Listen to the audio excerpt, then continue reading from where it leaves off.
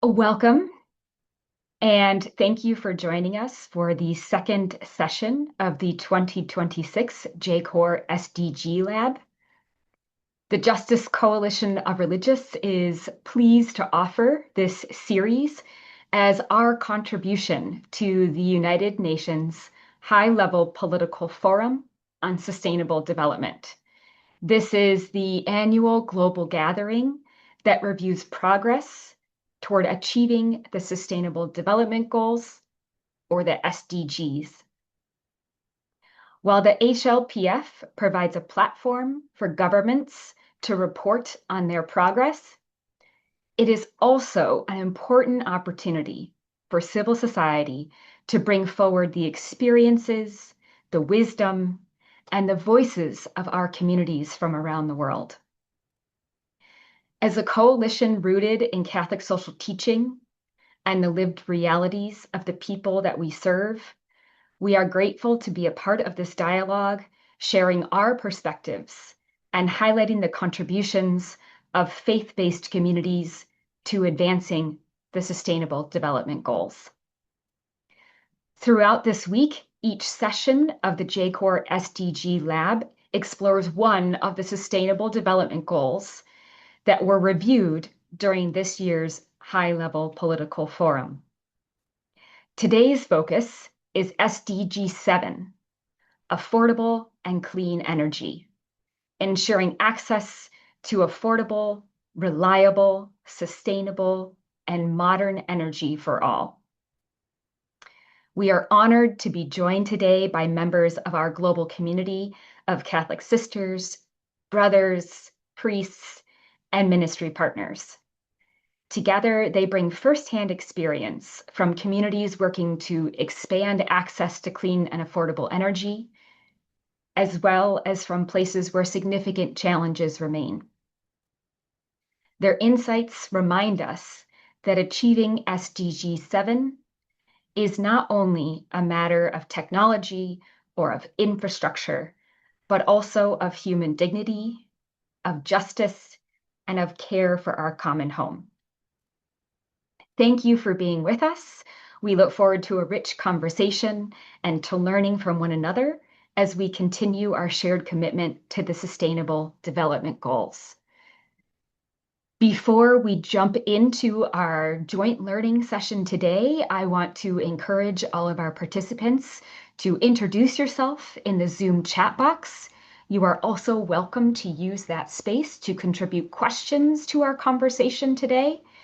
And we also welcome your participation in what our speakers are saying by using the reactions button at the bottom of your Zoom screen so that you can share particular points that really resonate with you and share with the speaker the fact that you're really connecting with the content that they're sharing. So before we jump right into SDG 7, we do have someone who will be presenting first on our SDG from yesterday, which is SDG 6. We had so much enthusiasm for that topic on clean water and sanitation that we needed to allow a little time today for an additional speaker on that. So we will begin with a presentation by Father Alphonse Marie Accra Comenan with the Claretian Missionaries in Burkina Faso. Father Alphonse, I welcome you to begin your presentation.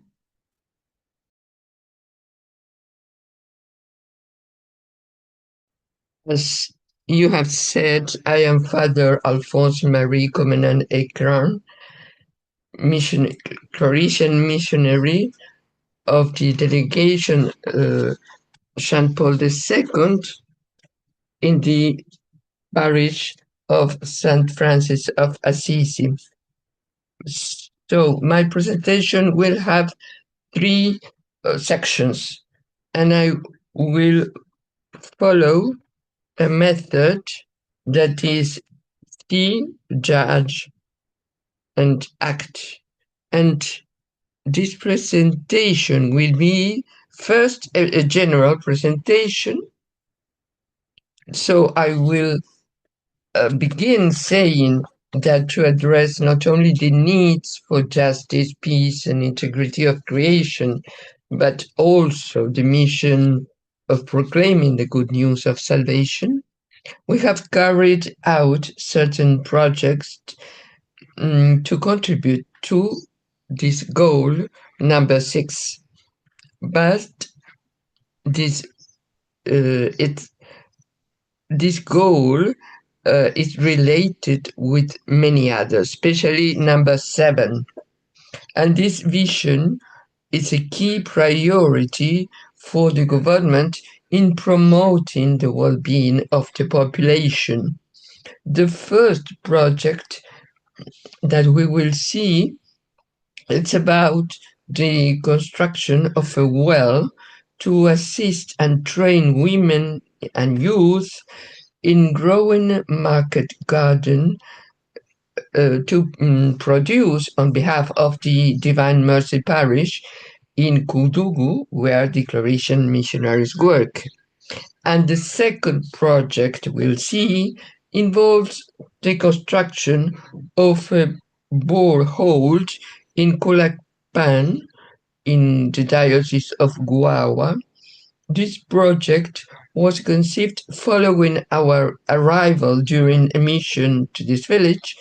The quality of the project touched our sensibility because it showed us what that population was going through.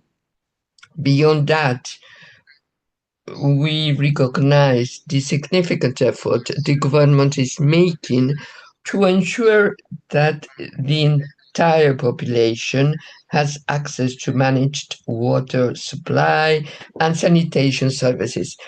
Indeed, the government's goal is to address the needs of all um, the social population. That is why, in collaboration with its partners, the government has improved access rates to safe drinking water between 1916 and 1925, and the progress has increased from 72% to 78%. However, there remains an inequality in access to water between urban and rural areas, and it should be noticed that that comes from certain factors such as forced population displacement caused by insecurity and the negative impact of climate change, among others.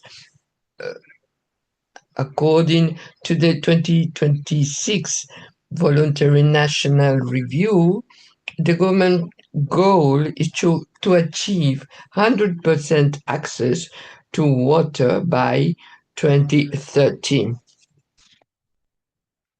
And that is the goal and the C. Now, what is judging that reality?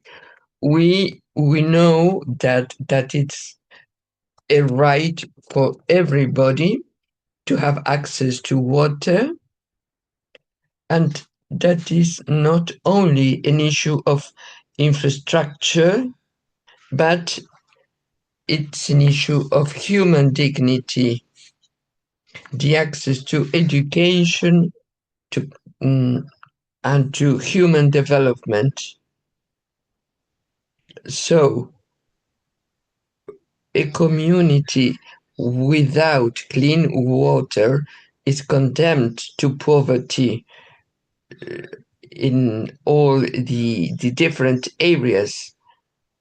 So the access to clean water is to is to fight for life and future generations. I was thirsty and you gave me to drink. That's what the Gospel of Matthew tells us. That's judging the reality. Now, what is acting? And that's why we will present some projects that we have been doing in order to give an access to clean water. We can see there a borehole that works with solar energy. And that gives the possibility so we can have water every moment because it's working with solar energy. So our commitment, it's not only to announce the gospel, but to work for that population, for peace and caring of creation.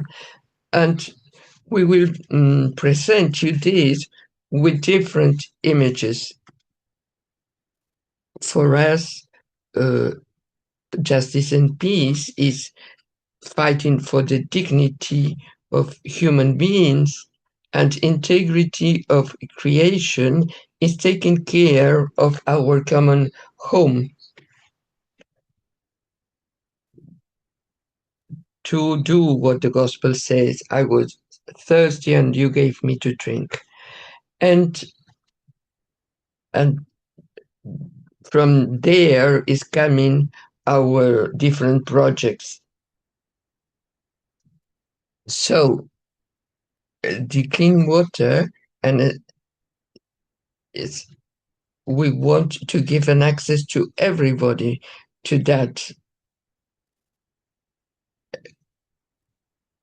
So that goal, it's what the government also wants to obtain with for the whole population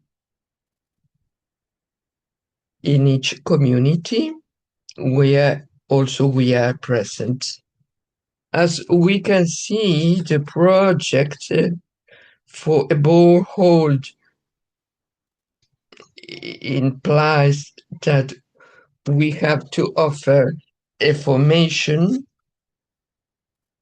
in this parish where we are working in Bulakpan, and also to offer a formation to women and girls for that. So through that project, we have water all year round,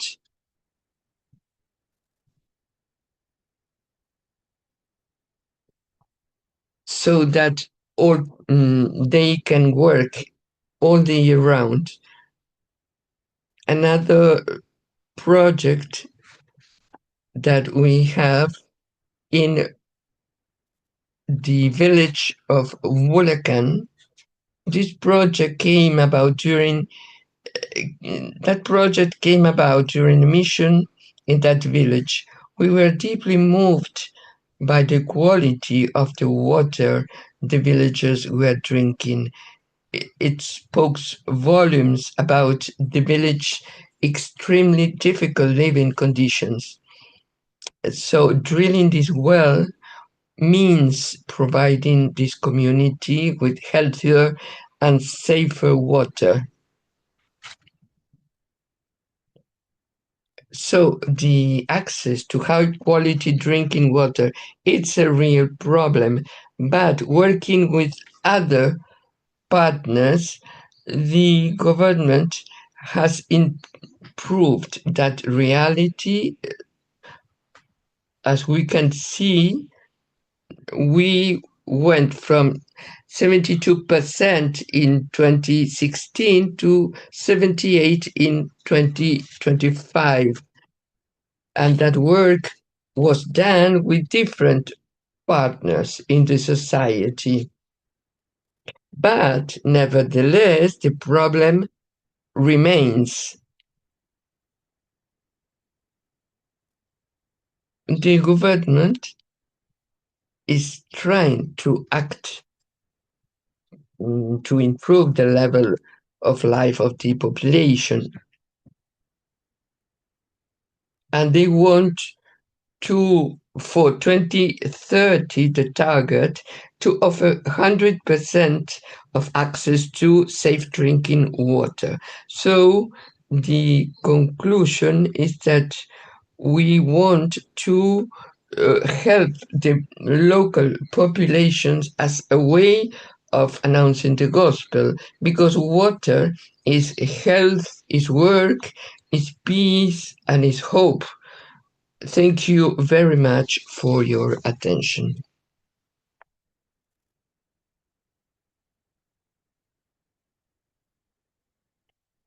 So, this is the presentation of the different projects that we have in relation with this objective number 6, and in order to respond to the needs of the population, because so beginning with the project we showed working with solar panels, but what we want is to help the population. So thank you very much for your attention again.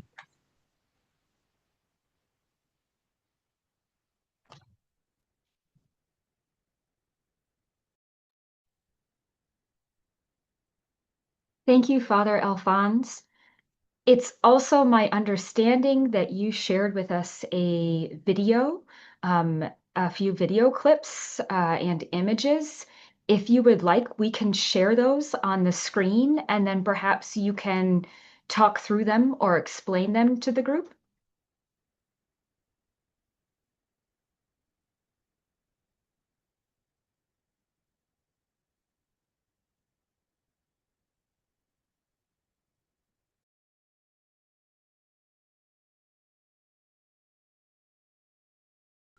Yes, I had a video, but I don't think this is the moment to present the video. So Not a problem. If you would like, if we have time later, and then we can show them and you can share them with us. Does that sound like a good plan? yes, it's okay. He's asking if you have the video and you are ready to present it. He's asking that. Yes, Teresa has those ready to share.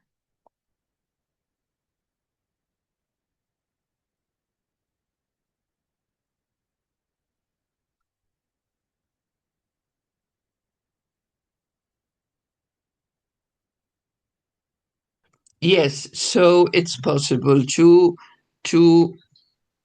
if we have time, he says it's possible to present the video. He says okay. Okay. Teresa, would you like to go ahead and pull that up for us?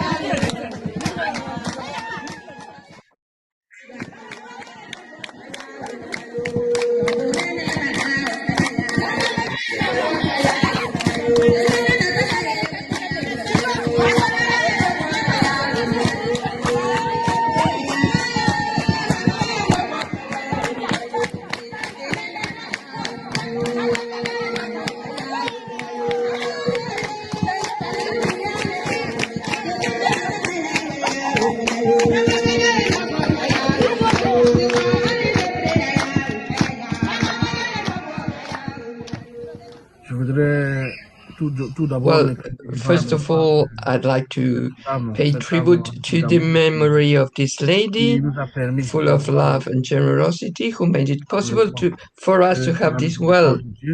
May her soul rest in peace through God's mercy. I would therefore like to express the joy of the community here, which is overjoyed because we have a well. May this be a source of blessing so thank you to all the benefactors, to all those who made it possible. Thank you from the bottom of our hearts, because now we will have the possibility of having drinking water, and many villages are still in need. So that will help even the children. And thank you, and that God bless each and every one of you.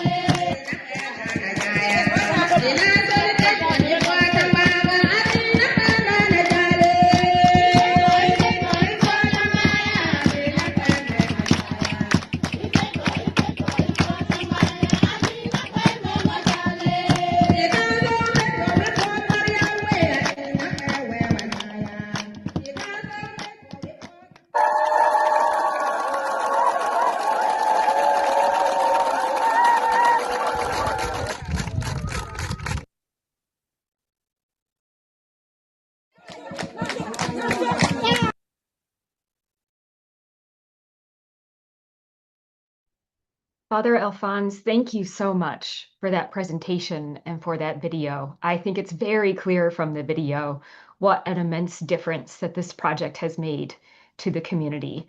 And I think you've done a wonderful job at really kicking us off today by highlighting some of the central themes of focus.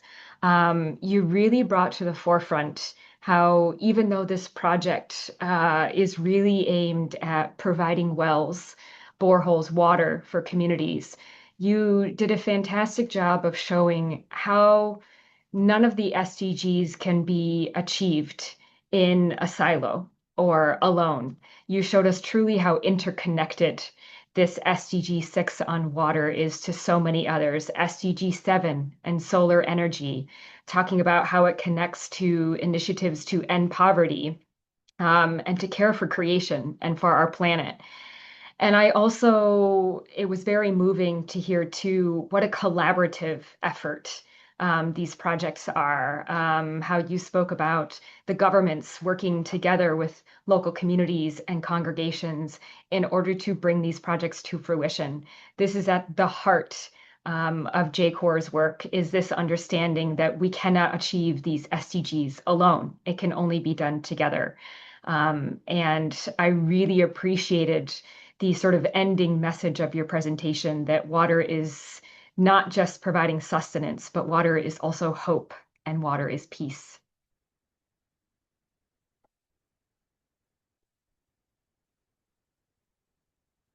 Thank you. Thank you very much. And as I said, Father Alphonse did a wonderful job of linking SDG 6 to then our main focus for today, which is SDG 7 on clean and affordable and accessible energy for all. And with that, I would like to move on to our second speaker, who will be highlighting SDG 7. And that speaker will be Margaret Murilli, who is a sister of the Sacred Heart of Mary from Kenya. And she is currently serving as the representative of the Sisters of the Sacred Heart of Mary to the United Nations. The floor is yours, Margaret.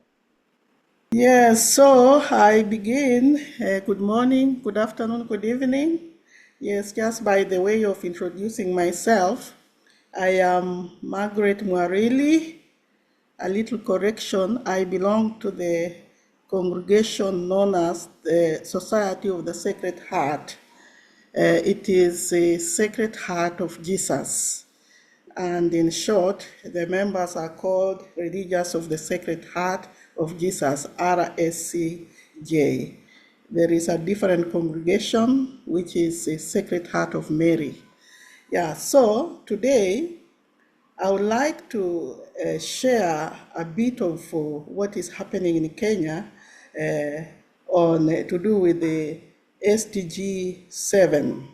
So, SDG 7, as we know, affordable and clean energy, and I will not cover everything because it's a wide topic and Kenya is vast and so many areas with different issues of implementing this SDG.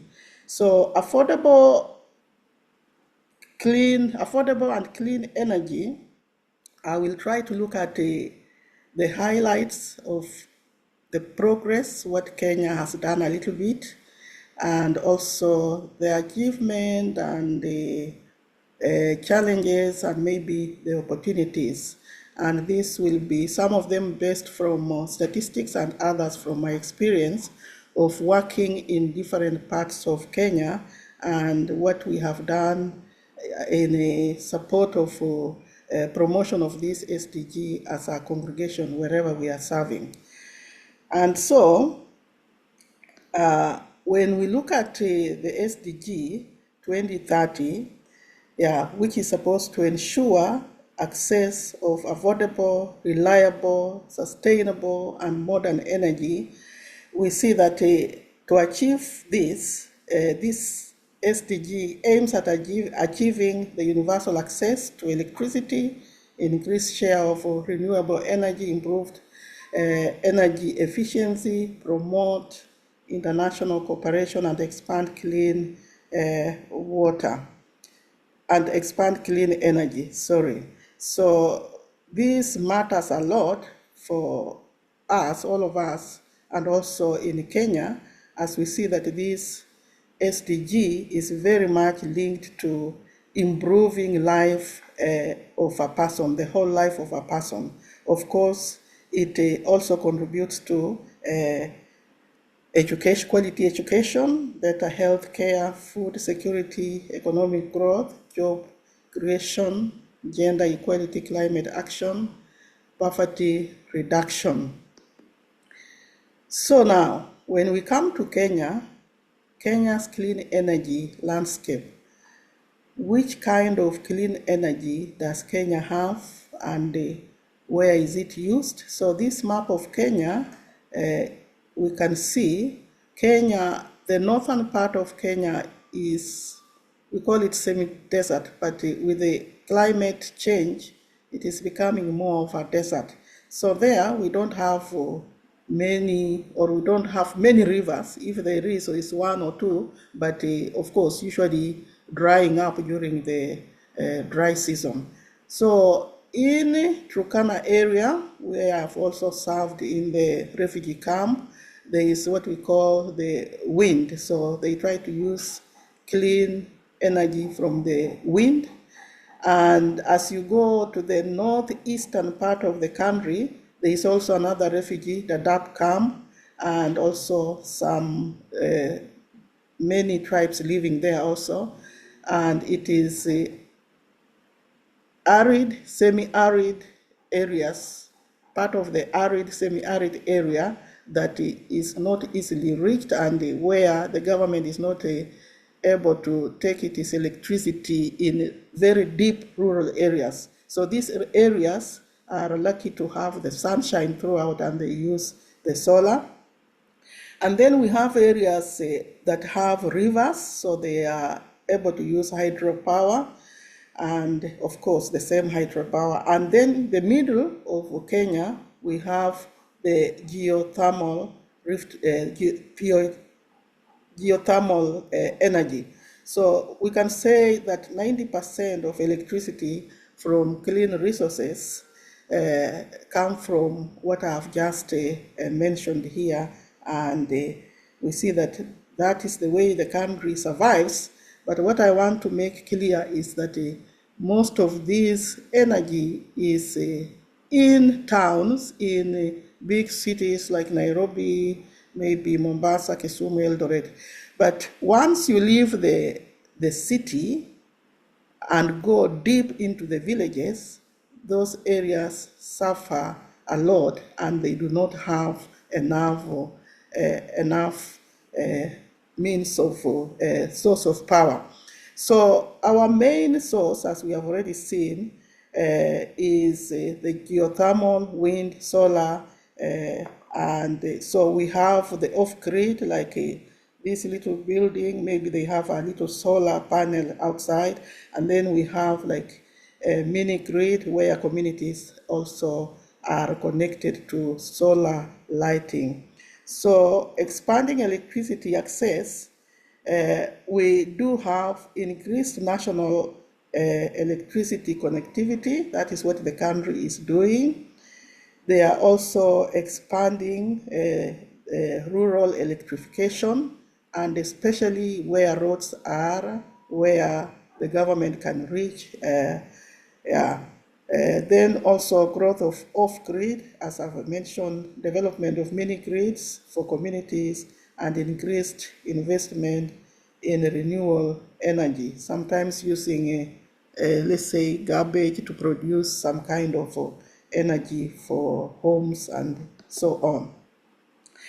Then, what helps Kenya to maybe put in a lot of this kind of energy, clean energy, is because of the initiatives that the country has put in place, like policies that encourage people to innovate and do and produce so that we can have enough of that.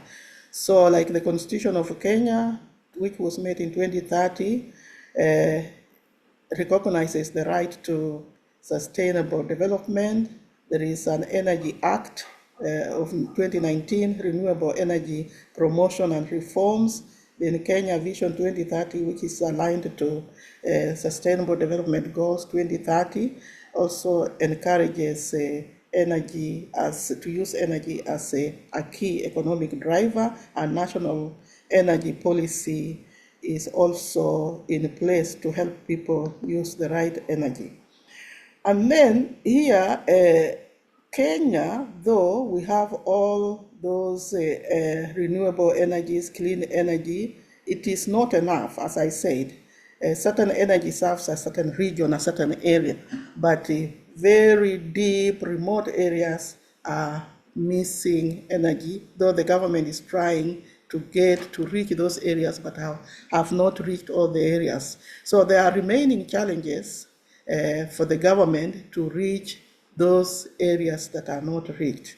So the challenges are limited access to electricity in some remote, marginalized communities, high cost of clean cooking technologies, like there could be electricity passing nearby your road there, but you don't have means of installing it in house, piping and so on, and maybe getting it to your house, your kitchen. There is also population growth, both in cities and in the rural areas also, and that demand energy. So this energy is not enough. The government needs to create more. We have climate change affecting hydropower generation, and you can see on my left-hand side, this is a village which is supposed to be in the food basket of Kenya, and this month, July, it is dry. The drought has hit, the change of climate, and the farmers don't even understand that there is all we call climate change. They are praying to God to see what happens. So if the government had like a piped water, and of course it's linked to energy, they could have saved these farmers all over the place, instead of them, because many of them also take loans to grow. So once this is not there, the rest of the country will have to suffer shortage of food. So we need the rivers as well as the energy to pump the water into the rivers. And also, as we go on, how about cooking? In the line of cooking, different areas, different people use different energies. So nearly 1/3 of the household in Kenya still rely on firewood, charcoal, agricultural residues, and we know what this leads to and why, because they cannot afford this either the electricity, the power, the clean energy, so they are still on this. And this is mainly rural areas that are using this. And this contributes to indoor air pollution, respiratory diseases, deforestation because of cutting the trees for firewood, time spent collecting fuel, especially by women and girls, is I would say millions of hours, because they have to go sometimes far away to get either to some kind of forest to get the firewood in order to cook. And you can see the smoke, how it can affect a person if the person is throughout this smoke all her life in a way of preparing food for the family. So, of course, solutions are there to be suggested: electrical cooking where there is a visibility, and also, sorry, I need to go back.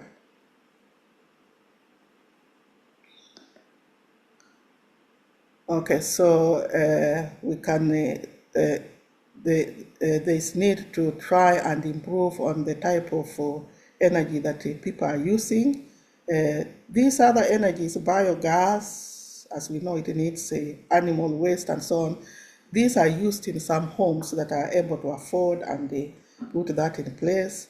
Improved cooking stoves are also there, and maybe biomass solutions, but all these need kind of finances to put them in place.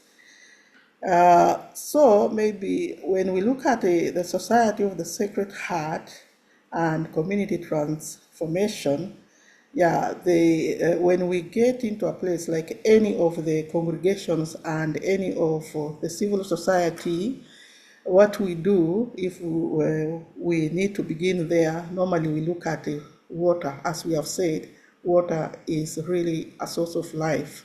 Is there water? And then, of course, water will need power to be put in place. So we try to do that. For example, in our schools also, we have tried to put projects that can help in cleaning of the maintaining, let me say, sanitation. So you can see toilets are put there, so that latrines, so that children can have enough to stop lining up. Sometimes if the schools have very few toilets, it means children are wasting a lot of time lining up at the latrines. And so these are put, and of course this is linked also to pumping of water into those toilets. We also have where we run hospitals or health centers or dispensaries.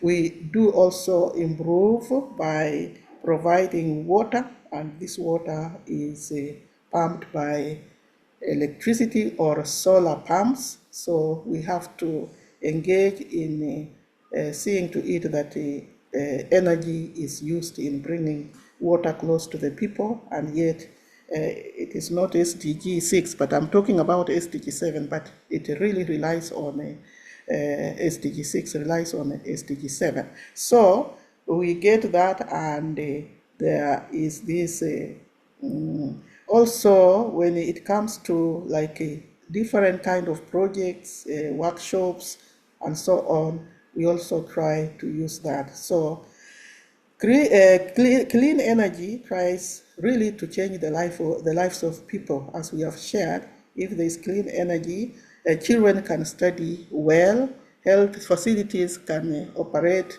the machines, like in that health center, Chakalini. Laboratories have to function on those machines, washing machines for washing clothes and so on, in order to maintain the hygiene. So women and girls also, when there is water, at least it reduces the number of hours they collect fire when there is electricity, or when there is power and there is water. it reduces the number of times to collect firewood from the forest and so on. Small businesses also run and communities become also resilient to the climate change. And then 9 here is just to show maybe some the same projects, but some other projects elsewhere, what we have done, and especially projects that are using energy to run and to improve the lives of the people. Also, of course, when it comes to libraries, running libraries in some rural areas and laboratories, all that needs energy. So to accelerate progress in Kenya, we will need to expand renewable energy investment, also increase financing for rural electrification. There is like a project for rural electrification, but you find that the areas that are rich are the ones that are a little bit closer to the main roads, where there is accessibility of transport, and also those that are around marketplaces. So you see they benefit from the government grid, the electricity, the clean energy that the government provides. But villages that are very far sometimes suffer, they don't get that. So we need to promote affordable clean cooking solutions, strengthen public-private partnership, encourage innovation in solar, wind, and geothermal technologies. Like the whole country has sunshine, so even places that are rural can easily be helped to get the solar energy, but it is the installation, the material that is needed to put that in place that is a problem. In short, the financial issues. So yeah, and maybe least but not last, yeah, just to conclude is that when we come to the clean energy, the government needs continued investment, also innovation, a strong partnership or partnerships, and inclusive policies so that we don't leave those very deep villages not easy to reach without electricity or without power. So, and most of this energy in most areas, in rural areas, if it is there like solar, it provides power, and people use it for power more than cooking. So yeah, because also when you use power or maybe energy to cook, it costs a lot. But where people are able to manage and the government grid is nearby, they are able to use that for any other activities, cooking, I don't know, irrigation, and so on. And lastly, we talk of the partners. How do we work?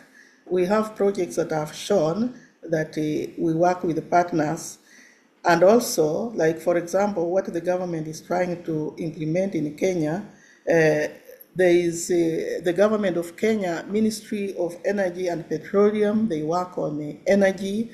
Kenya National Bureau of Standards also help to work together with these other bodies to see that energy gets to where it is able to get to.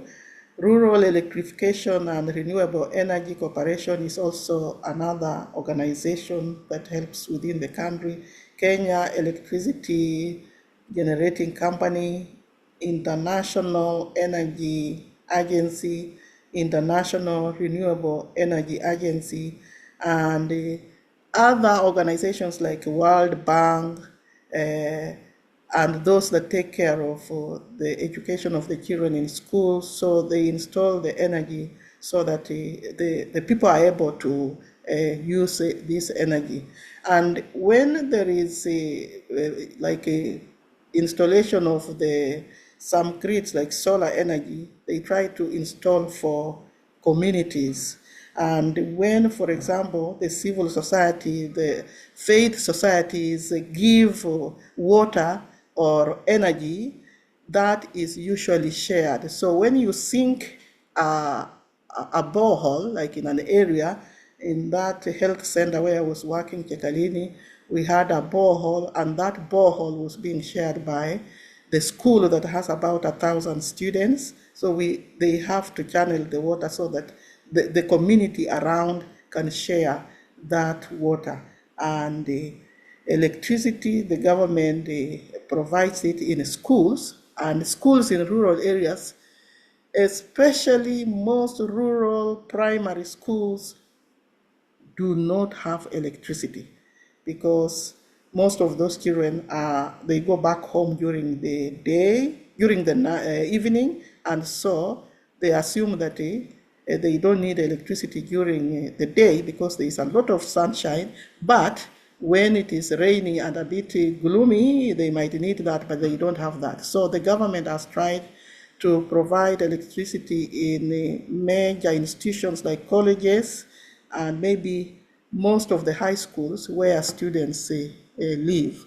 So otherwise, what we try to do together with government, civil society, is to make sure that we reach the most vulnerable where the energy is not reaching. And if we get there and there is no energy, those are the things you begin with: installing water, energy. Very, very important.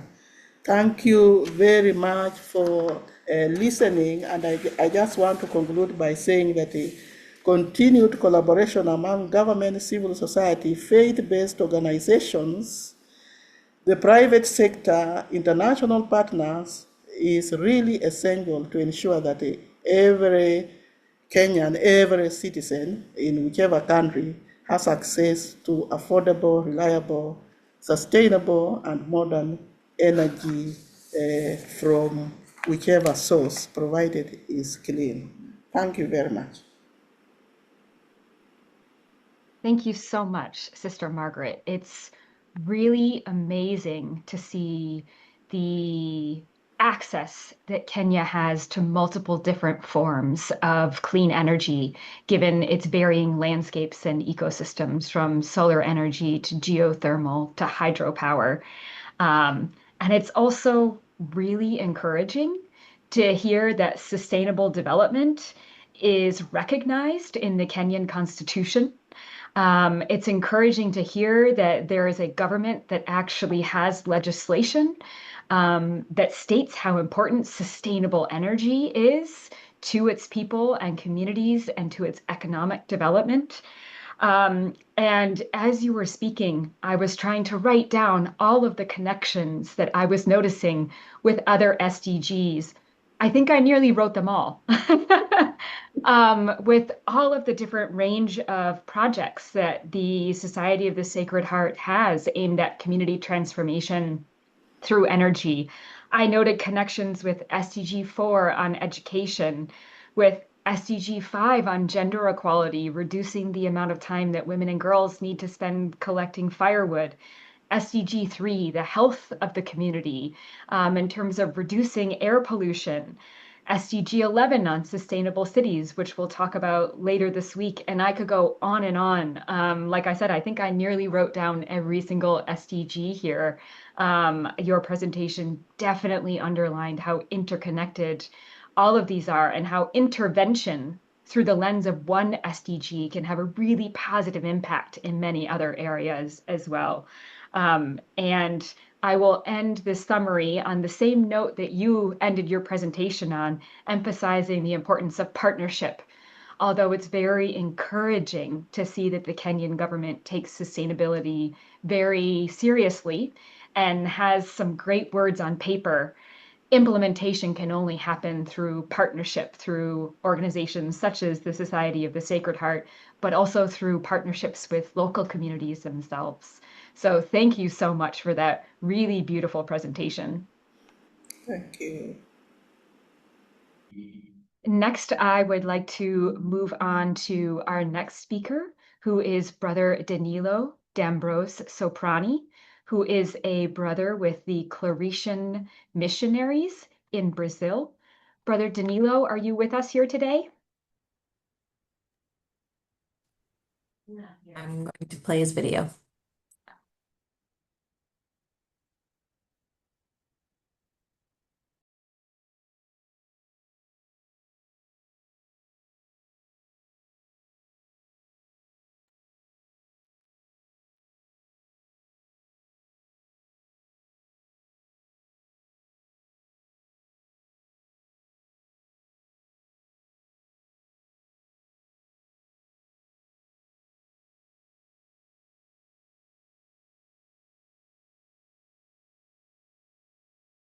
Eu sou o irmão Danilo, CMF, missionário.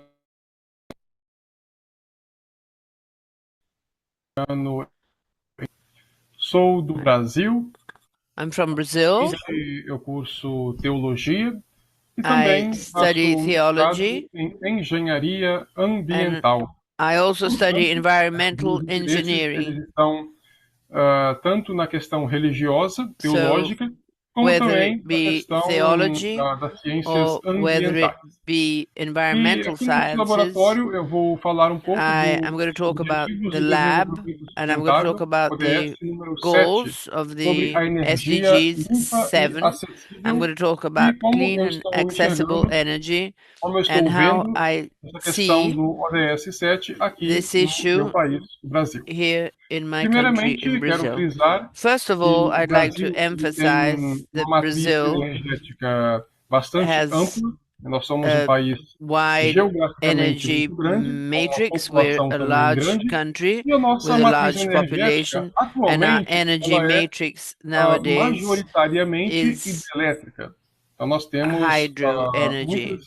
uma We grande have geração de a lot energia of hidrelétrica. Temos também outras fontes, temos muitas fontes ao generation total, mas from the rivers. We nesse do momento have a other que mais se sources of destaca energy, é but a energia the one that hidrelétrica, most is seja highlighted uma is energia bem conhecida por todos. hydroelectric E energy, energia which is hidrelétrica, é very well importante deixar known. claro que ela tem tanto It's seus pontos important to make positivos it como seus clear pontos that it has negativos. positive Por points exemplo, and has negative dentre points. os For seus pontos example, positivos, as suas vantagens, within the a positive points energia and the hidrelétrica, ela é, advantages, aqui no Brasil, a hydroelectric principal fonte. energy Ela tem também baixa emissão de gases has de efeito low estufa e é também gas já uma emissions, tecnologia and it bastante is also consolidada aqui a no Brasil. technology which is O very problema much dessa consolidated tecnologia in é que Brazil. The ela, entre challenge outras of this coisas, technology precisa de is grandes that áreas para que possa ser it operada, needs gera large um impacto areas. ambiental muito grande, seja em It florestas, em generates a comunidades huge indígenas e ribeirinhas, a perda environmental da impact, biodiversidade, whether e it o be principal in problema também forests, seja loss of a sua biodiversity, dependência das chuvas. affects Então, no small tempo da estiagem, communities, and no tempo also sem it depends chuvas, on the rain. a So energia when hidrelétrica there's a ela tem drought, alguns problemas, algumas falhas. there Mas eu are gostaria obviously de tratar aqui problems. nesse laboratório um But pouco mais in a this lab, fundo I'm going to sobre talk a duas bit novas more matrizes in depth energéticas about que estão two new sendo já há alguns anos energy desenvolvidas matrices aqui no which Brasil, already have been developed mas for a que few agora years estão here in ganhando mais Brazil, força, que which é a now energia are sort eólica, of ou seja, a growing, energia do which is vento, wind e também a farms energia and solar. also Bom, solar o energy. Brasil é um país Well, tropical, Brazil é um is país a também tropical litoral que country, recebe uma grande is a quantidade de Brazil that has ventos a vindo dos huge oceanos, coast, and sobretudo a we receive a lot região of winds nordeste coming do from the Brasil. oceans, especially the Nós northeast of iniciamos aqui Brazil. no Brasil, já há So alguns we've anos, started here a few algumas years ago usinas de energia some eólica, principalmente no estado do wind Ceará e Rio Grande do farms, Norte. E especially in essa the states energia, of essa Ceará and forma Rio de Grande do energia, Norte in ela the ainda northeast. And this está, way of está em energy, this análise, podemos dizer. Nós type of estamos energy is vendo still como being que o país analyzed. vai responder a esse tipo de energia. And we are Ela seeing tem uma how the série de country is going to vantagens, né, respond to a this questão type of energy. It has a principalmente series of ligada às advantages, suas vantagens especially ambientais, uma vez que linked nós to the estamos em uma região environment, que produz since we are in an muito area that vento, sobretudo na produces região a lot nordeste of do Brasil. wind in the Então, northeast. é muito interessante que a gente possa It's utilizar essa fonte interesting de to energia. use Porém, há que this se destacar energy que source. há também However, alguns we have problemas, to alguns highlight that empecilhos it com also essa forma de energia. generates Por problems. exemplo, I'll give you dos some problemas que nós já examples. estamos detectando One of the são problems as that we alterações have nas detected rotas are the migratórias de aves. Isso porque alterations in the os migration cultivadores, os of catadores birds, gigantes, por because gerar these huge uma grande quantidade também spades, since de they vento, generate a lot of esse wind, vento, essa região próxima this das wind in usinas, this area costuma close to causar the wind problemas para farms as causes aves, os pássaros, os problems fluxos for migratórios. the Então, birds, essa é uma the questão que nós ainda migration of não the conseguimos birds. resolver, que So ainda this está em is an aberto. issue that we E still o have outro not able problema to é a questão solve do and is ruído, né, still open. do alto som, And the da other alta problem is sonoridade que é liberada por essas high usinas. the Então, sound temporadas muito that próximas, these wind cidades muito farms próximas, geralmente emit. sofrem muito porque So é um ruído contínuo.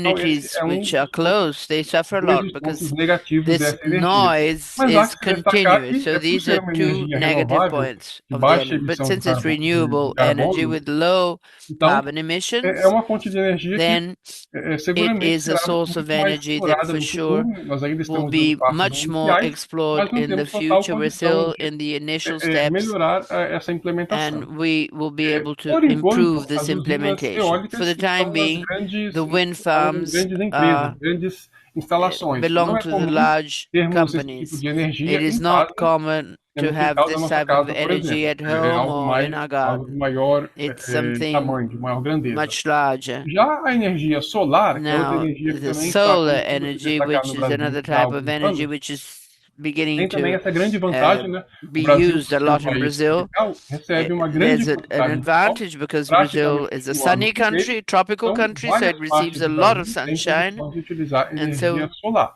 É uma private energia com houses um can grande use potencial, tem solar energy. It um has a grande huge crescimento na potential. geração It de distribuição de painéis, grows a lot. tem baixa emissão de gases de efeito Solar estufa, e é algo panels, que it has pode ser low muito aproveitado no gas Brasil. emissions, and it E can be também tem uma grande used vantagem, que, everywhere ao in Brazil. contrário da It energia also has eólica, the que geralmente advantage são different instaladas em to grandes wind indústrias, a farms, which energia solar ela generally pode are se usar installed by big pequenas companies. placas The e qualquer solar pessoa pode energy ter can uma placa any person solar no can seu have quintal, no solar telhado da sua casa. Inclusive, no energy in Brasil, é your muito roof in your comum garden. em And in diversas Brazil, cidades, it's now diversos estados do becoming very Brasil, nós common in vemos different states and painéis different com towns energia solar, o que us mostra que to já é uma see energia these que está energy entre nós, que panels, está which sendo usada shows pela already that população. it is O being used problema by the population é in que general. ela produz The energia problem principalmente is durante that o it dia e não durante a noite. produces energy during E the day and precisaríamos not at desenvolver night. algum tipo de bateria, So alguma forma we de have to develop some manter essa sort of battery energia gerada. to Então, capture isso é this uma energy questão que ainda that is estamos generated. em So this is desenvolvimento. E o an outro issue that problema que ela is pode gerar é a under questão development. dos And another resíduos sólidos que problem podem ser are gerados, uma the vez que as placas solid solares residues, elas não têm because these uma duração solar muito grande. Depois they de don't alguns anos, eles last for a costumam ser long time. descartados. After a Então, few years, poderá they gerar have um to problema de be resíduo sólido, they go mas to por the hora trash. So this generates é ainda uma solid excelente residues alternativa issues. junto às termoelétricas, junto à energia solar, But para tentarmos um dia substituirmos this ou is something auxiliarmos that com as we're trying termoelétricas, com to as hidrelétricas. solve. E por fim, eu gostaria de falar Now, rapidamente de uma outra forma de energia, I want to que é talk a about termoelétrica. another No form Brasil, of energy, which is nós temos thermal alguns electrical. projetos de termoelétrica, We have só some que essa é uma energia que o ideal plants, seria que nós não but this usássemos, is porque se trata aqui de uma energy which is not energia ideal capaz de liberar because gases do efeito it estufa. Tem também um custo it mais elevado, uma has a dificuldade higher cost, de manutenção. gas Então, é algo que o emissions, Brasil difficulty of ele tem como maintenance, plano B, and it's digamos something assim, that uma Brazil fonte uses as a alternativa, plan mas não B, é so a to nossa, speak, as an não deveria alternative, ser a nossa but principal it should fonte not de be energia. our main source Bom, of essas energy. são as principais energias que são So desenvolvidas no these are the Brasil. main types of Mas energy para that are além developed in Brazil, but de nos questionarmos beyond sobre as energias limpas, sobre us como nós asking ourselves geraremos about energias clean mais energy limpas, né? or Eu how creio we're que, going to no primeiro generate momento, cleaner nós, energy, I think como first and religiosos foremost, ou como cientistas, we como as membros da religious sociedade, people algo que or nós as deveríamos scientists nos or as questionar members of primeiramente, society, ao meu one thing ver, that we should é question como first of all construirmos um is modelo how to build a sustentável de model, energia, né? a Não sustainable apenas model of quais as energy, not tecnologias only são melhores para what gerar energia, que é technologies that a we solar, have que é to a eólica, que é a generate hidrelétrica, ou qualquer que generate, seja, if it's mas solar, if mais it's do que isso, wind farms como or que what, nós but podemos, more de than this, forma how sustentável, can já que we é esse o objetivo have ODS sustainable, número 7, né, gerar and energia this is limpa the e goal sustentável para todos, of the como que nós SDG poderíamos 7 to chegar generate clean em energy for ponto everyone? de How can we sermos mais reach sustentáveis na nossa this geração de point energia? of E having aqui eu diria que, a sustainable antes de mais matrix? And nada, I would antes dos say that aspectos before técnicos, estão os anything, aspectos before the éticos, né? technical É como que nós podemos, aspects, então, we have to através de think uma about the ética ethical religiosa, aspects. uma ética How can we social, use our ecológica, solidária, social, religious gerarmos energia mais ethics, limpa e sustentável. E para isso, generate o nosso papel de clean and sustainable consumidores deve energy? falar muito alto, deve And ser muito so we importante. have to Não take basta into nós account termos our role usinas, as ter a nossa consumers. consciência, em primeiro So lugar, we estamos have to be agindo de forma aware. correta. Our Então, cada conscience de has to nós, be seja aware nas that nossas we're casas, acting nas nossas correctly. comunidades, nas So nossas if we're igrejas, going to nas have nossas this in our empresas, onde houses, quer in que our estivermos, communities, in our cada companies, de in our nós tem o congregations, direito e each o one of us dever de has ser um the right consumidor and consciente, we have porque to só be assim nós a iremos gerar uma energia conscious mais consumer, sustentável, because onde it nós is soubermos only that way that utilizar we will generate aquilo que sustainable nós energy temos de and forma we will be able to consciente. use Então, what we esse have foi um pouco da minha mensagem. be aware Espero que of eu the possa way that ter we use the contribuído energy. para This este is my laboratório. message. Obrigado a I todos. hope I have contributed to this lab, and I thank you all for listening to me.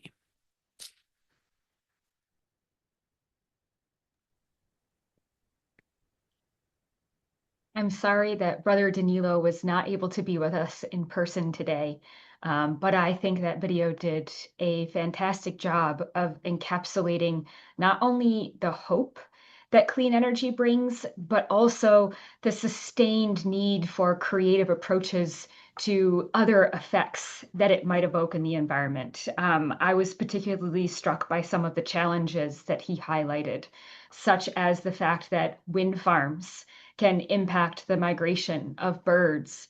As we know, birds can be pollinators, they can also be spreaders of seed.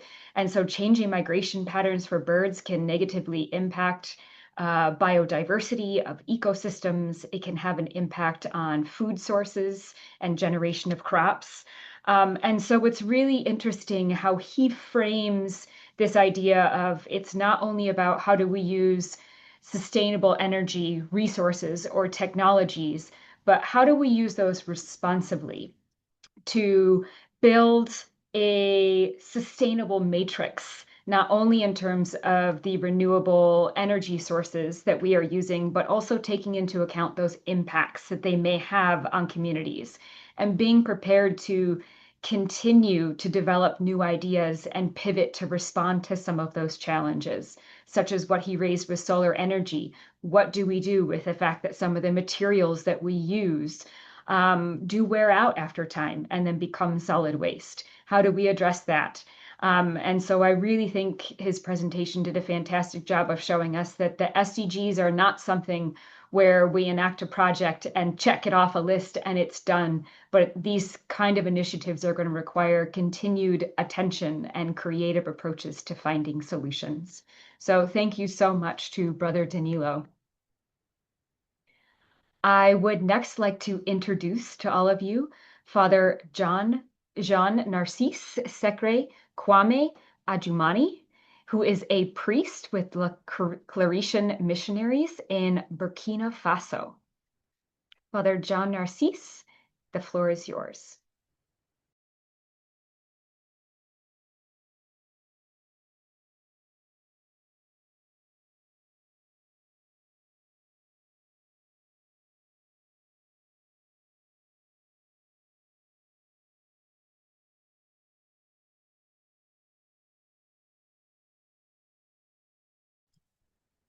Good morning. I am John Assis, missionary, Claretian missionary from the delegation St. John Paul II, and I am working in Ivory Coast, and I am in charge of justice and peace in this delegation. So I am not in this moment in Burkina, but I was in Burkina for 9 months from 2015 to 16. But now I would like to share my general vision. This is the fruit of what my brothers are doing and my own reflection. And my research about the energy in Burkina Faso.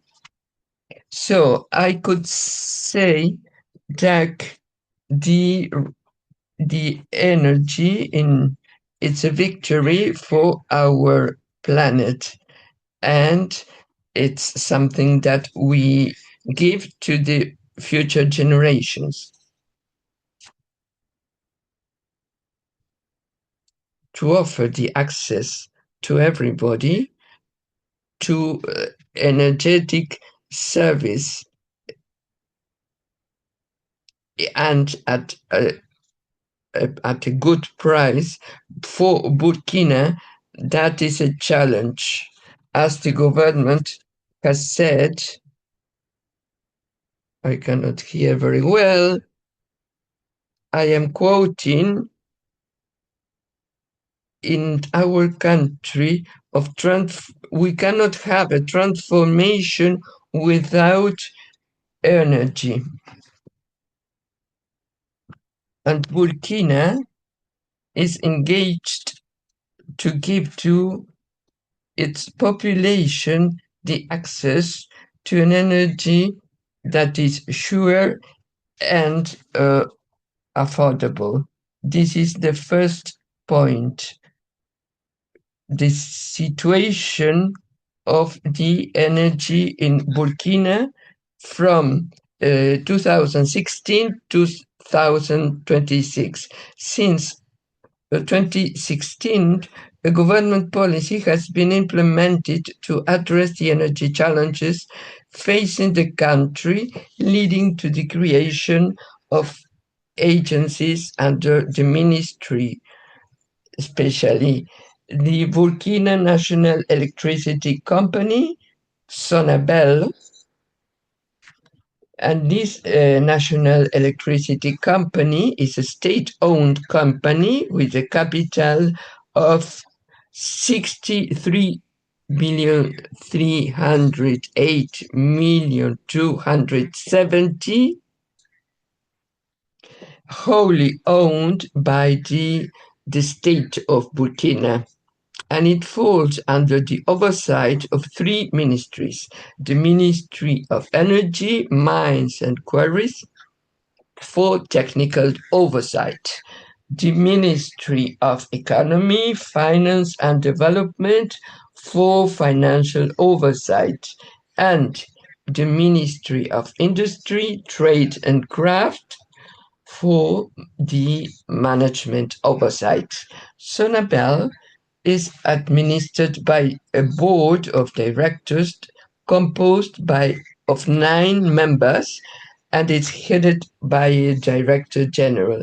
The highest decision is the General Assembly of State-Owned Enterprises, and there is an organizational chart since 2012 that divides Sonabel into 8 central divisions: the production division, the transmission division, the distribution division, the sales and customer service, the research, planning and equipment division, the finance and accounting division, the markets and asset divisions, and the Human Resources Division.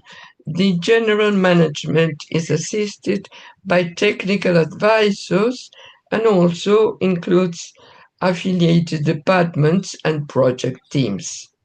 Sonabel generates, imports, transmits, and distributes electricity throughout the entire country, covering more than 204 localities as of June 30, 2014. It operates a national interconnected grid linking the two major cities of Ouagadougou and Bobo Dioulasso, as well as small mini-grids collecting certain localities and finally isolated communities. B. National Agency for Renewable Energy and Energy Efficiency, NRA. This National Agency for Renewable Energy and Energy Efficiency is a state-owned public institution established in December 2016 with the mission to initiate, promote, coordinate, facilitate, and carry out all operations aimed at developing energy and efficiency in Burkina Faso. The issue of energy is a government priority that ANIRE addresses. So this ANIRE's organizational structure addresses the Knowledge Transfer Center, the Renewable Energy Division, the Energy Efficiency Division, and the Coordination Directorate, which consists of 3 operational units.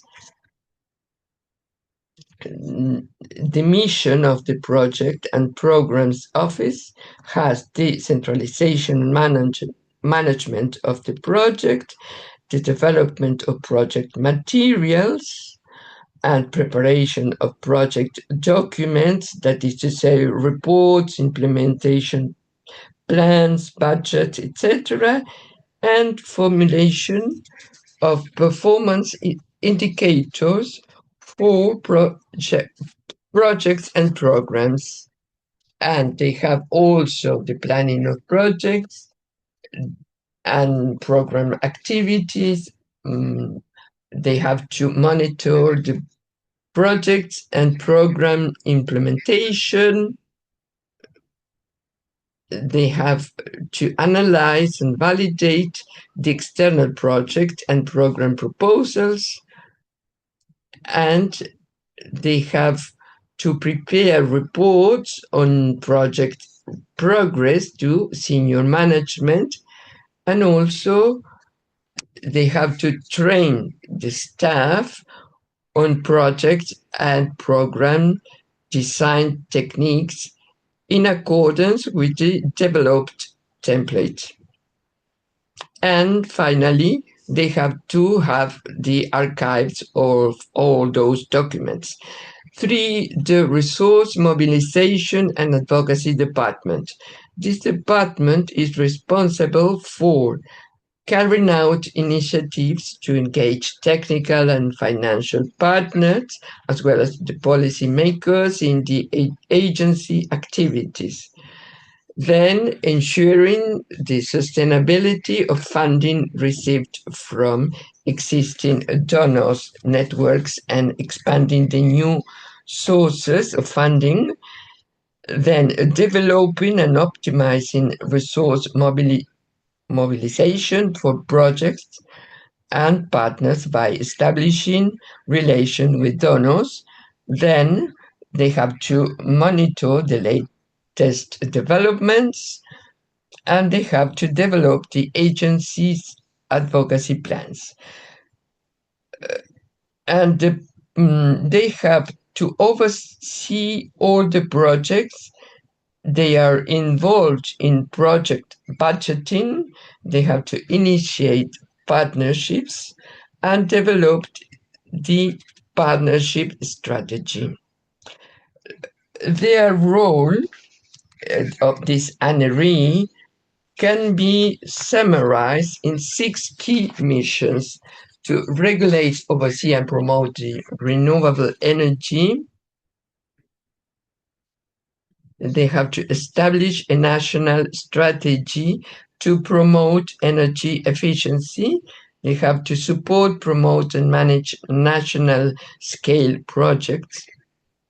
They have to bring together the private sector, NGOs, technical and finance partners in the field, and they have to carry out commercial services and all other public services mission in the field of renewable energy. And they have to support the research, innovation, and training in the field of the renewable energy.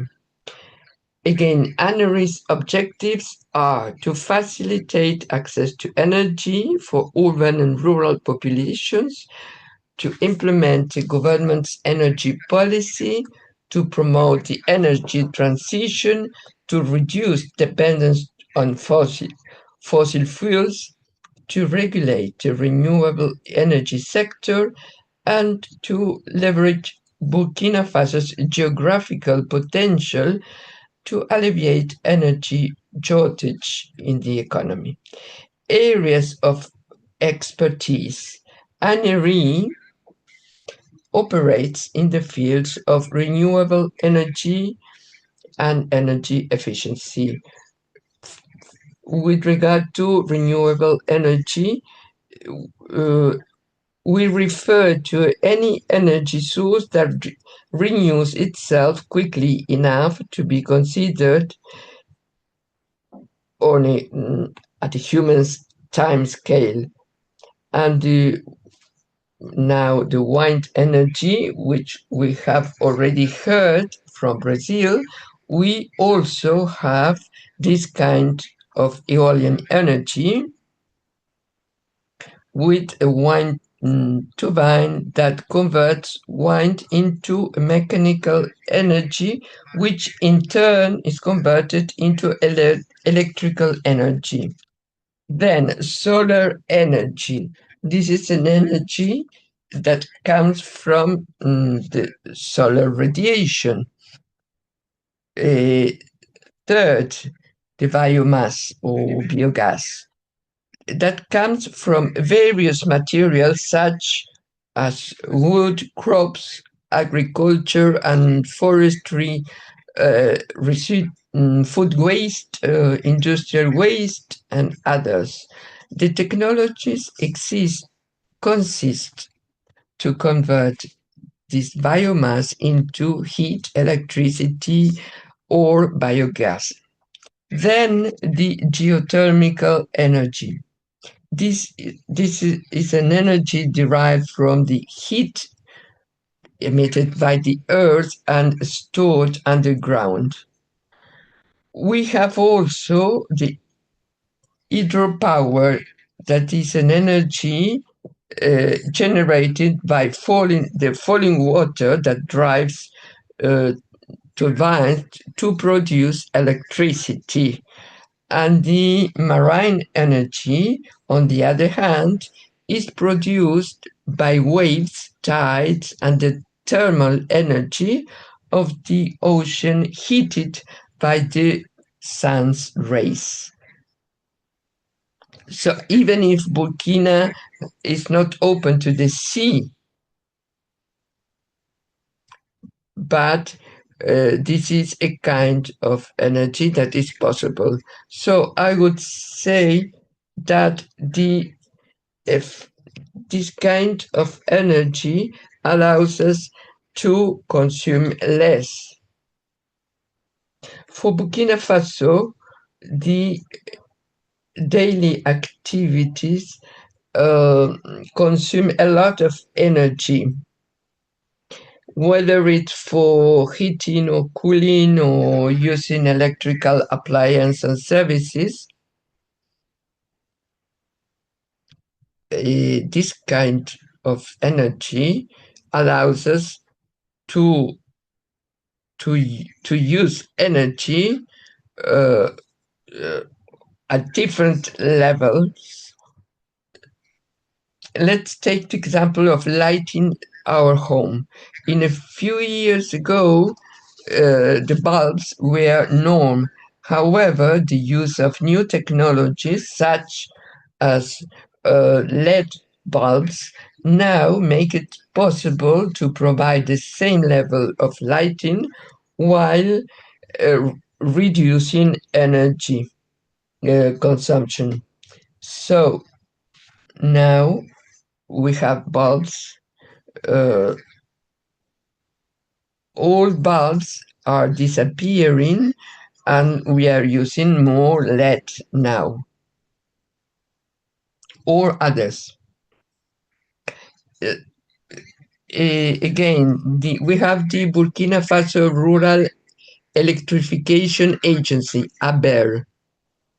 In accordance with Article 11 of Law 14 of 2017, on April 2017, the mission of the Burkina Rural Electrification Agency is to promote equitable coverage of the national territory with electricity by developing rural electrification. Second, contribute to the implementation of the national electrification. 3, facilitate rural populations' access to electricity. 4, serve as the delegate project owner for infrastructure development. 5, to oversee rural electrification and energy use activities in rural areas undertaken by other institutions. And 6, to prepare an annual report for the Minister of Energy and the regulator on rural electrification activities. Furthermore, in accordance with Article 11 of the mentioned law, ABER, the authority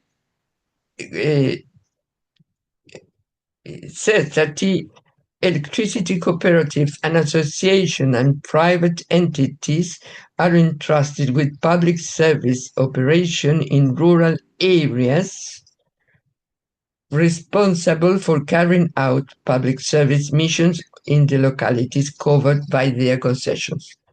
Now, the development in the sector from 2019 to 2026. So, which is the evolution or development? In this energy sector, significant progress has been made, but challenges remain. Burkina Faso achieved notable progress between 2016 and 2024. The national electrification rate rose from 20% in 2016 to 34% in 2024. In 2024, domestic production now covers 51% of the country's needs. That means 1,400 millions of kilowatts.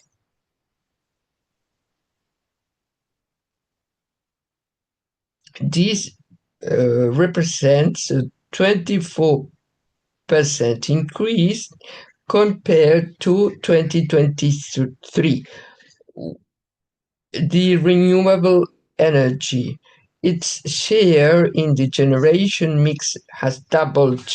So the combination of all the renewable energy rose from 14% to 29%, and this growth is driven by investments in solar power. In 2024, the national energy mix consists of 36% is thermal, 11% is solar, and 3% hydroelectric. New solar installations are 161 were commissioned in 2024. Now, the key initiatives and projects. The government is focusing on 3 key areas: So the solar, several projects are underway. And there are several projects, such as the ELN project for the development of solar power plants and electric grids, and the construction of 4 solar power plants, each with a capacity of 4 for rural areas, rural electrification and grid connections. The PDCEL project, electrification and development of electricity connection, funded with $115 million, or, well, he's saying francs now. Yeah, dollars. Yeah, he's saying it's dollars. So $115 million.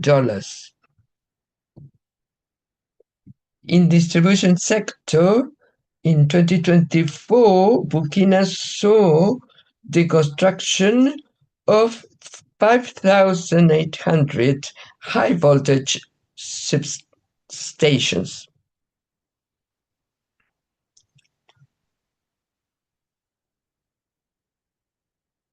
And they covered 16,000 kilometers of medium voltage lines and 8,000 of high voltage lines. With regard to the private sector, production by independent power producers skyrocketed, rising from 100 million or kilowatts.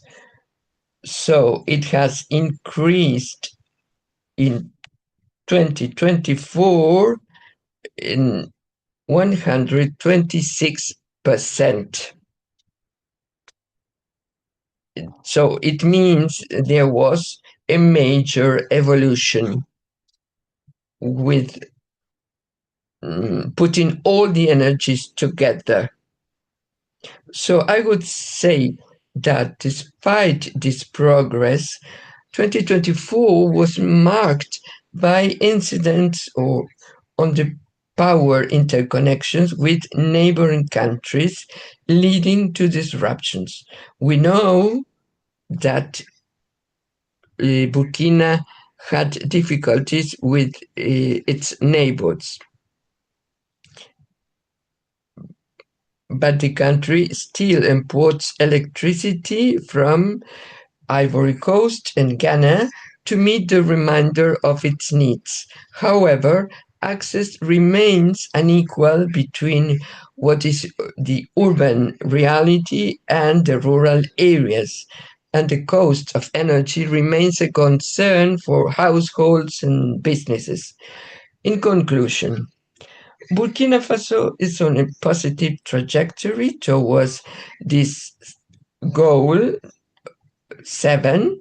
In 8 years, the electrification rate has nearly doubled, and the share of renewable energy has more than doubled. The political will is clear to achieve an energy sovereignty to support industrialization. For 2025 and beyond,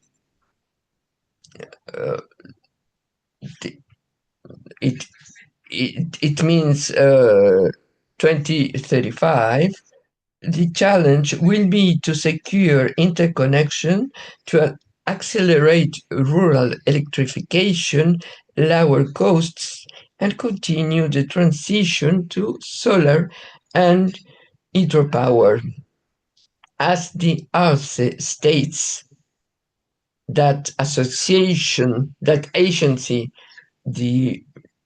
for the energy, by 2025, we believe we will have risen the challenge of improving the sector's performance. According to the latest report in July 2026, on the UGAN new website, the year 2025 was also marked by an increase in national electricity generation capacity. Domestic production reached 165 billion kilowatts, representing a 17% increase compared to 2024, and this trend reflects the effort made to strengthen production capacity and sustainably improve the country's energy situation. The energy mix remains dominated by thermal power generation, which accounts for 72% of national production. Nevertheless, the energy transition continues to advance, to progress, with renewable energy sources contributing with 28% from solar and 24% from solar and 4% from hydropower. The report also highlights a marked improvement in the quality of electricity supply. The average number of outage decreased by 33%, while the average duration fell by 65% compared to 2024. These results reflect a significant improvement in service continuity for the benefit of consumers. In 2025, the ARCE, that agency, also continued to fulfill its regulatory mandates by strengthening the legal framework, conducting technical and tariff audits of operators, resolving disputes, and protecting and educating consumers. So it means a progress. During the discussions, the Prime Minister and this agency, ARCE, for the results, concerning the results, the agency, so the minister encouraged the agency to continue its commitment to effective, transparent, and modern regulation while emphasizing the strategic importance of the energy sector for the country's development. According to the head of government, this strategic importance justifies the current drive to build new power generation facilities and strengthen existing infrastructure with the aim of reducing Burkina Faso's dependence on energy imports. In Burkina Faso, each sun ray gives us, and if each drop of water is a richness that builds a development. Thank you to you all, and that the Lord help us to continue helping our population. Thank you very much. Immense gratitude to you, Father Jean Narcisse, for the amount of time and energy that you put into this fantastic presentation for us today. It was really inspiring to hear the progress that Burkina Faso has made in terms of increasing its electric grid and access to electricity, and particularly the statistic that you shared about how it has doubled the share of its electric grid that is provided through renewable energy sources. As I was listening to your presentation, I was also struck by the number of commonalities that emerged, commonalities that you hold with each of our speakers, that have shared with us and learned with us and helped to raise our awareness here in this space. Many of the countries that we're hearing from today, although from very different regions of the world, share common access to a diversity of renewable energy resources, from solar to thermal to hydroelectric and even wind. But what we also share in common is some of the challenges, such as the fact that even though we're expanding electrical grids, there still exists an inequality in access between urban areas and rural areas, as both you highlighted and Sister Margaret Murilli earlier today. And so I think, although again, we're all coming from very different contexts, we still, I think, have a lot of work to do in terms of coming together and supporting one another in sharing ideas about how do we overcome the remaining challenges to continue progress towards achieving SDG 7. So thank you so much for highlighting those inspiring statistics as well as common challenges that we can work on together. I would very much like to give the floor. Thank you. Thank you. I would like to revisit one of our previous speakers now. Sister Margaret Murilli has been working very hard, and in addition to working on putting together a presentation for us on SDG 7, she also has one that she would like to share with us on SDG 6, on clean water and sanitation. So I invite you to turn your attention back to Sister Margaret again. Margaret, we have about 10 minutes here so that we can allow some time for question and answers at the end. Thank you.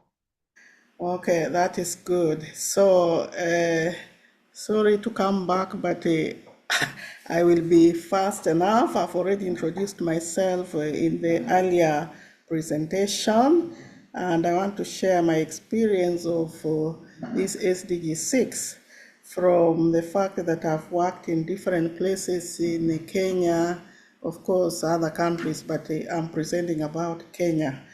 So, I would like to share the experience of SDG 6, how it is being implemented in Kenya and in some of our ministries. Partly I've shared because it is connected to also SDG 7.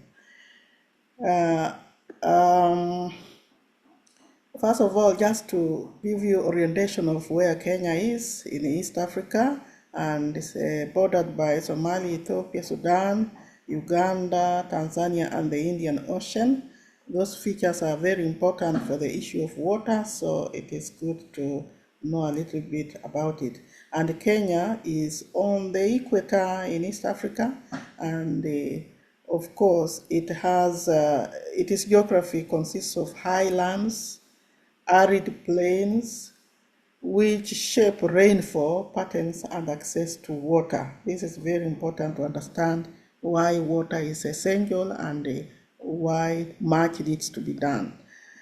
Apart from that, now when we look at the water itself, we have some parts of Kenya rainfall varying dramatically from over 1,500 milliliters of water in western highlands, that is near Mount Elgon and also along Mount Kenya and so on.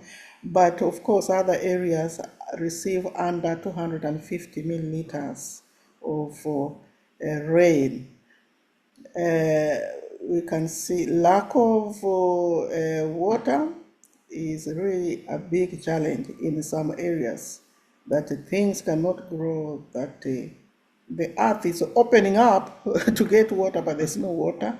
These are two pictures. One on the right is when there is enough water and what it does for agriculture and so on, and the other one in the dry place. So I present with an understanding, or we need to understand that Kenya, though it is a country of that size, but only 20% is arable land. A fifth of Kenya, that is suitable for cultivation. Then the rest of the country, either is semi-desert and will have to bank on a very short rainfall and also to grow short-term crops. So 80% is arid, semi-arid, and receives very little rain and reliable rain. And so we also have seasons. Seasons also shift depending on the year, the drought, the floods. All these might be due to change of climate. So this affects the need of water, affects and shapes the routine of the people in the village, sometimes in town, but mainly in the village. So you can see, like these women, when you wake up, because water is not readily available in the taps in the kitchens, you have to go and fetch it. And you can only carry the much you can, so it means you have to go to the river several times. This is the reality in the deep villages, where the majority of the population lives. But those who live in the cities, big cities, capital cities, there is water, and some places, some houses, some estates have water running in their houses. But even though in the city, some other places like informal settlements, some of the areas do not have really water, tap water running in the houses. So you also have to go and collect it from a water point. So rivers, wells, and water points, families rely on distance and often shared resources. So that means if your neighbor has a little borehole or a kind of water well, if it is near, you can go there and share. And the neighbor knows water belongs to everybody. If they have a borehole, they allow you to get in and get some water. Otherwise, it takes long walks to fetch water, hours, sometimes days. The children during the weekend, just like for energy, they have to go and fetch water. Some children have to wake up early, get some water, at least to help the mother to get water at home so that they go to school. Yeah, treatment, we need to treat the water because sometimes it's just in an open place, well, and so you do not know. But some people just take it like that. But the others, the government is trying to educate people on how to treat the water so that you can get clean water.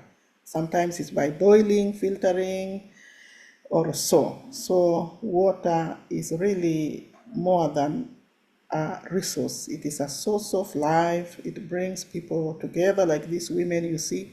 They have even to move together sometimes because of the insecurity, so that they go in groups to get the water. And it also requires collective action.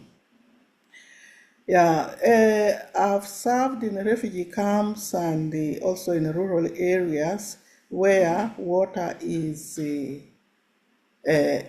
rationed. So it means that people have to get water in jerry cans because the water is not running from the taps.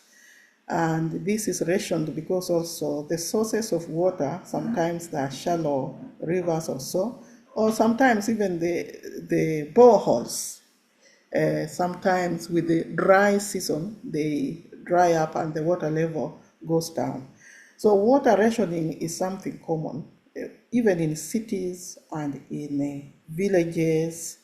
And even if the river has all the water, you cannot be able to collect so much water because it needs time and energy, and the container cannot carry so much and the energy. So scheduled cuts affect households and businesses across villages, refugee camps, and cities like Nairobi, Mombasa, and so on. Even in very good estates, one has to make sure the government gives the water, running water in the taps, but sometimes it's rationed. You have to ensure that you have a reserve to store water for emergency. So to that brings us to boreholes and municipality supply. Cities depend on fragile mix of borehole groundwater, underground water tanks, reserves, rainwater tanks, and piped water from the government. Yeah, and then storage solutions, how water is stored, of course, boreholes, roof tanks, underground tanks, rainwater tanks, and reservoir manage frequent shortages. Through sometimes, of course, those jerry cans is also reserving water during the day so that you have water in the house before you get more water the next day. We have organizations that still help that have really been helpful and in getting water to the population. In schools like where I served in informal settlement schools like in Kibera, where there was no water, sanitation was a problem. We had a very big organization coming in, UNICEF, and most of the organizations inside those slums are mainly faith-based and the civil society organizations. And they provide support for water, wash program for schools, and any other water that is needed in those rural areas.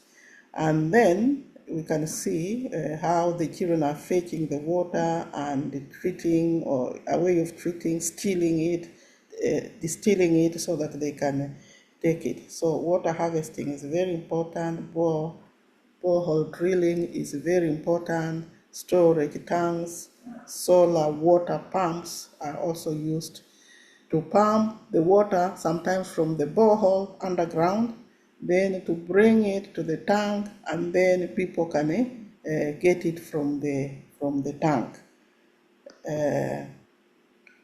And so with this, we see that in projects where we work, like we get, like these women have a project of making juice from fruits, like mango fruits, like oranges or so. So they try to use the water to make the fruit. So the water is very important to run different projects also, and to empower like the women and the other people, the young people, those who are in different, maybe taking different courses and so on.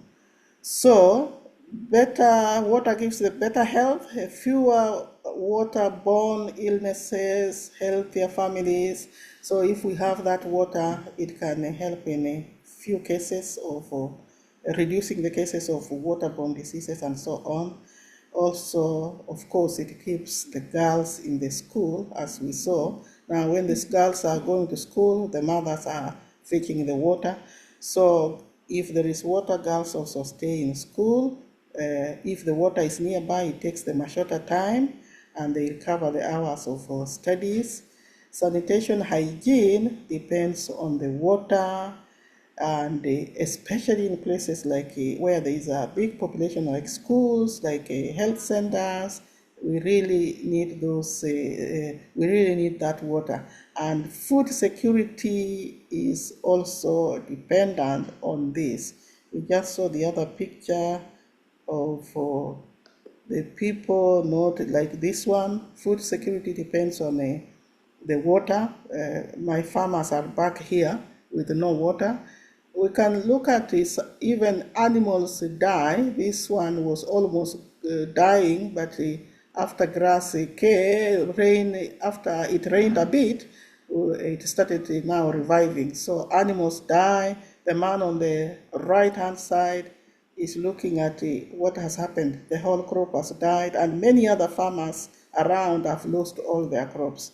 So the work is not yet finished, just like the work on clean energy. So there is need of drilling again, but the drilling is very costly. To sink a water borehole, even like for a community, a school, a what, it is millions of shillings. We need to intensify climate change. The drought arrives more frequently and lasts longer. Like these farmers, They have never seen anything like that. That's why they're praying to God. What has happened? What have we done wrong? Not knowing that it is climate change. Sustainable funding and the resilience needs to add in order to get the people to get enough water.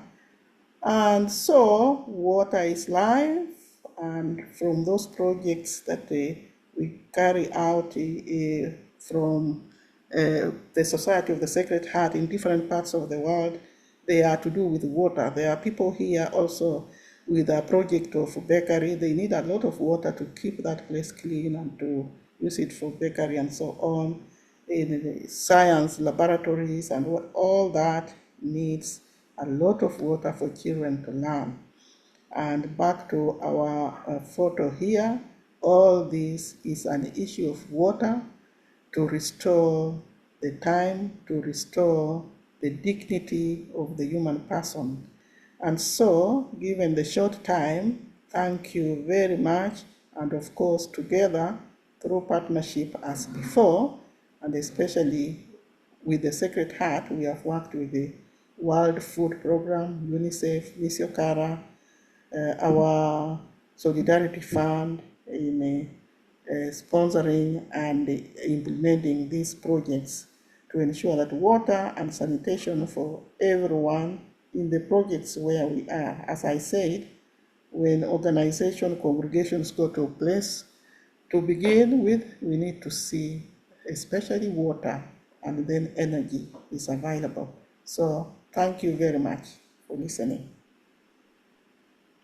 Thank you so much, Sister Margaret, for painting a very vivid picture of the realities on the ground in Kenya for SDG 6 on clean water and sanitation.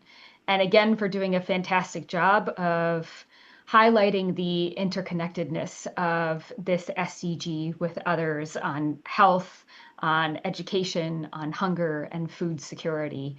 I cannot emphasize enough how much all of these sustainable development goals are interconnected. We have just a couple minutes here, and so I would like to open the floor to any of our participants or audience today who have any short questions for any of our speakers. I invite our participants who have a question. You can either turn your video on and raise your actual physical hand, or you can look at the bottom of your Zoom screen and raise your virtual hand to ask your question. And I already see one popping up. Donatus, Lily, the floor is yours.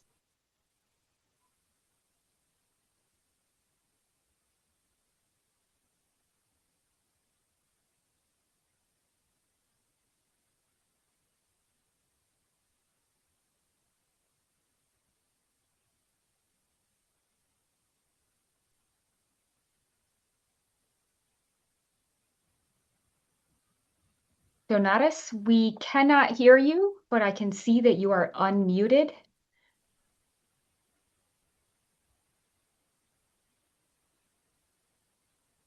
If your speaker or microphone is not working, perhaps you can quickly put your question in the chat box and we can help you to raise that question here in this space.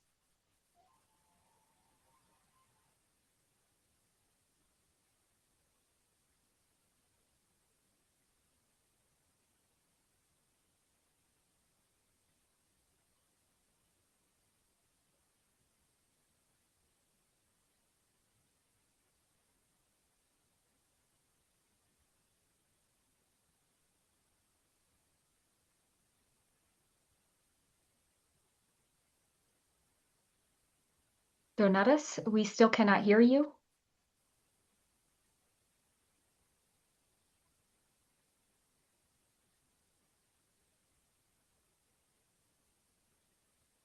While we're waiting to sort out that tech issue, is there anybody else that has a question for any of our speakers today, or perhaps a response or a reflection that you would like to share with the group?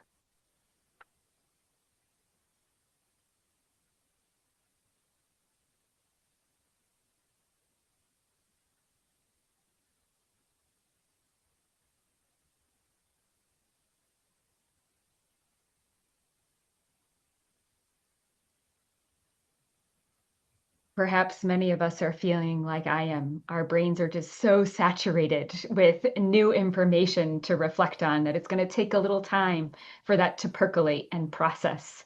Um, I would like to thank everybody for joining us today, and I would especially like to thank those who are working behind the scenes to make this possible, in addition to immense gratitude for all of our speakers.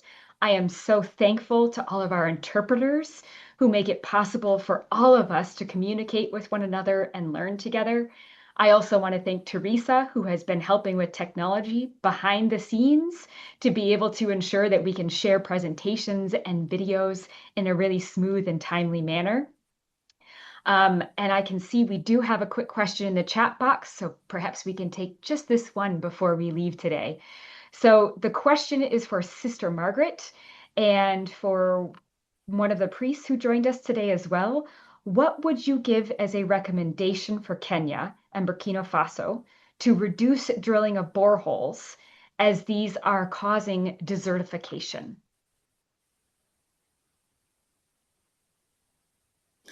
Okay, I would just like to come in, and in fact, it's one of the things that I meant to mention, that when